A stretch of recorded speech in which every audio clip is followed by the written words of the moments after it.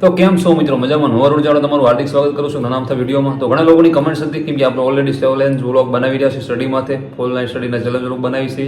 તો ઘણા લોકો મને કમેન્ટ્સ મારતા હતા, જે નવા સ્ટુડન્ટ છે, જેઓ હજી કોલેજમાં આવ્યા છે અને બાર ક્લિયર કરીને આવ્યા છે, તે લોકોને અત્યારે ગોલ્ડન ચાન્સ મળી રહ્યો છે. કેમ કે અમે જ્યારે પ્રિપેરેશન કરતા હતા ત્યારે અમે 2018-19માં બાર ક્લિયર કર્યા, કોલેજમાં આવ્યા ત્યારે 2019 વાળી ભરતી દેવાની, તો અમારે કોઈ ગોલ્ડન ચાન્સ એવો મળ્યો નહોતો ટૂંકમાં એક્ઝામ દેવાનો. અત્યારે આ લોકોને ખરેખર બહુ સારો સમય મળી રહ્યો છે. કેમ કે ટૂંકમાં ફોર્મ ભરાવાના છે, પણ ક્યારે ભરાવાના છે એ ટૂંકમાં ઓગસ્ટની વાત હતી, પણ ભરાણા નથી હજી, એટલે લોકોને ઘણીને ડાઉટ હતો. પણ એમાં એવું છે, મારી આગળ એટલી બધી માહિતી હતી નહીં, પણ જે મારા ફ્રેન્ડ્સો છે એ બધાને મેં ફોન કર્યો અને બધાને, કેમ કે બધા લોકો જીપીએસસી લોકો બધી તૈયારી કરે છે, એ લોકો એ આગળ જાજી માહિતી હોય એટલા માટે મારે થોડી શું કે ઇન્ફોર્મેશન લેવી વધારે પડે, કેમ કે એટલી બધી મને પણ બહુ ખબર ન હોય. અને પછી બધું વસ્તુ આપણે કમ્પ્લીટ મટીરિયલ ભેગી કરીને તમારા સામે પેશ કરું છું. તો એમાં એવું છે કે જો ફોર્મ રહ્યા ને એ આ એક મહિનાની અંદર જ ભરાવાના છે. એમાં અત્યારે ખાતાકીય અંદર કાર્યવાહી ચાલુ છે, તો એમાં અધ્યક્ષ બધા વ્યસ્ત છે. ટૂંકમાં 18 તારીખ પછી લોકો ફ્રી થવાના છે અને ટૂંકમાં તમારે એક મહિનો ટૂંકમાં સમજી લો ને કે ઓગસ્ટના અંતમાં સપ્ટેમ્બરના સ્ટાર્ટિંગમાં તમારે ફોર્મ ભરાવવાની પ્રક્રિયા ચાલુ થવાની છે.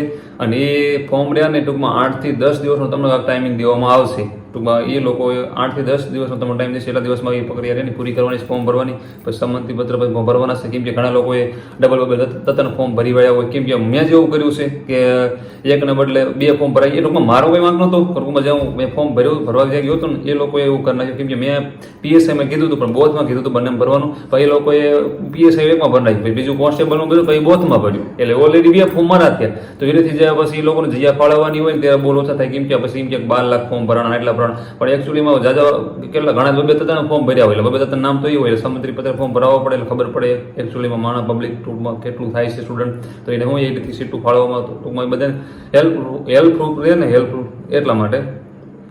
તો પછી શું કહેવાય, એ લોકો આ રીતે કંઈક આપણને ન્યૂઝ મળે છે. અને પ્લસ કે તમે રહ્યા ને કોઈ ડોક્યુમેન્ટ ઘટતા હોય, કોઈ તમારે કાંઈ પણ પ્રોબ્લેમ હોય ડોક્યુમેન્ટને, ઘણા બાર ક્લિયર કરી નાખ્યું હોય, પણ એ લોકોને શું કહેવાય કોલેજમાં એડમિશન ન લીધું હોય, પણ જે મેરિટ હું કે મેરિટ તું ક્યાં મેરિટનું નામ ક્યાં જતા થયા અગાઉ યાદ આવે જે એક્ઝામની લેવલ, ટૂંકમાં જે એનું રિઝલ્ટ રહ્યું ને એ પડ્યું હોય ક્યાં કણે સ્કૂલે પડ્યું હોય, તો એ રિઝલ્ટ લઈ લેવું તમારે. કોઈ ક્યાંય ભૂલ હોય હાથે, તમારા ડોક્યુમેન્ટ હાથે, એ બધું તમારે ભેગું કરી લેવું. અને જે ઓબીસીમાંથી જે આવે છે એ લોકોને કાંઈક ક્રિમિનલ હોતા પાછું જોઈ છે, એ લોકોને ક્રિમિનલ જો નોકરી કાઢ્યું હોય તો કાઢીવાળું ક્રિમિનલ, કેમ કે મામલતદાર લગભગ નીકળે છે, બહુ ખ્યાલ નથી, બરાબર મામલતદારમાં નીકળે છે તાલુકામાં આપણે, અને આગળ ક્રિમિનલ કાઢવું, કેમ કે તાત્કાલિક પછી તમને કાઢવાનો ટાઈમ પણ નહીં મળે, અને આ લોકો ટાઈમ પણ ઓછો દેવાના છે. એટલા માટે જે કાંઈ ડોક્યુમેન્ટ ઘટતા હોય એ પણ ભેગા કરી લેવા, અને એકદમ મસ્ત શું કે માહિતી પણ થોડીક તમારી રીતે એકઠી કરી લેવી બધી. અને બીજા નંબરમાં કે જે લોકો કંઈ મિસ્ટેક રહી ગઈ છે, જે લોકોને એવું કંઈક છે કે મારે ના ક્લિયરિક છે,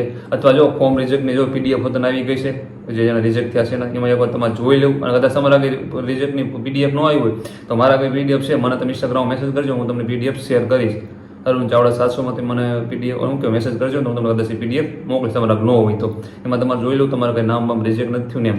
અને બીજા નંબરમાં કે જે લોકો કોઈ ફોર્મ નથી ભર્યું હોલકર, માની લો કે હોલકરે કોઈને એવું મન છે મહેનત ભરવું, અથવા ગમે કારણોસર, અથવા એને ટૂંકમાં કોઈ કામમાં વ્યસ્ત હોય તો ન ભરાણું એવું કંઈ થયું હોય, ગમે એ વસ્તુનો કાંઈક ડોક્યુમેન્ટ કરતા હોય, કાંઈક ટૂંકમાં સુધારા વધારા કરવા કદાચ ટાઈમ ન મળ્યો હોય, અને શું કે ટાઈમ તો હોય પણ ટૂંકમાં એના પછી ટાઈમ રહ્યો ન હોય, ડોક્યુમેન્ટ એ રીતે ઓકે ન થયા હોય, એવું કોઈ બી કારણ હોય ને ન ભરાણું હોય ને ફોર્મ, તો મને એટલી ખબર છે અત્યારે ફરીવાર આ લોકો ચાન્સ દે છે ને, એ લોકોનો તને ચાન્સ એવડે એ લોકો દેવાના છે.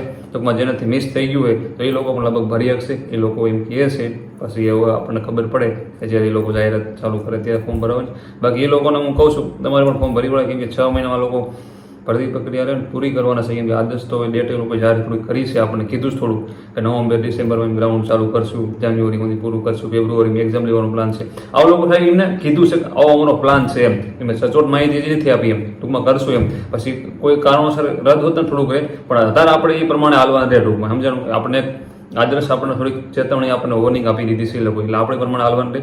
એટલા માટે કે જો કોઈને ફોર્મ ન ભર્યું હોય તો એને મિસ થઈ ગયું હોય તો એ લોકો થોડુંક ફોર્મ ભરી વાંચો. કેમ કે એક વાર વિચારજો, કેમ કે આ છેલ્લો ચાન્સ છે.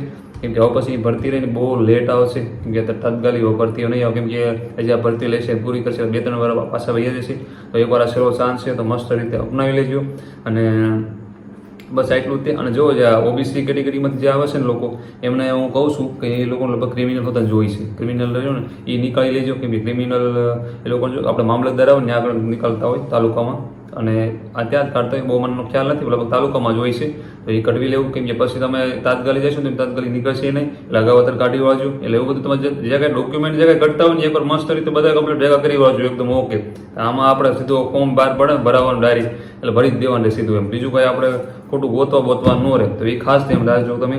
અને બસ, અને વિડીયો સારો લાગ્યો હોય તો સબસ્ક્રાઈબ કરી વાજો, લાઈક કરી વાજો. મળજો બીજા વ્લોગમાં, ત્યાં સુધી આરામ. અને આપણે ચેલેન્જ વ્લોગ ઓલરેડી ચાલુ છે, તો પ્લીઝ જોડાઈ જજો આપણે જોડે. અને કાંઈ પણ માહિતી જોતી હોય અથવા ગમે કાંઈ પ્રોબ્લેમ હોય, કાંઈ કેરી હોય, કાંઈ પણ ક્વેશ્ચન મારી તરફથી હોય તો અરુણ ચાવડા 786 તમે મને મેસેજ કરજો. હું તમને જરૂર મારા ટાઈમ તમને રિસ્પોન્સ આપીશ.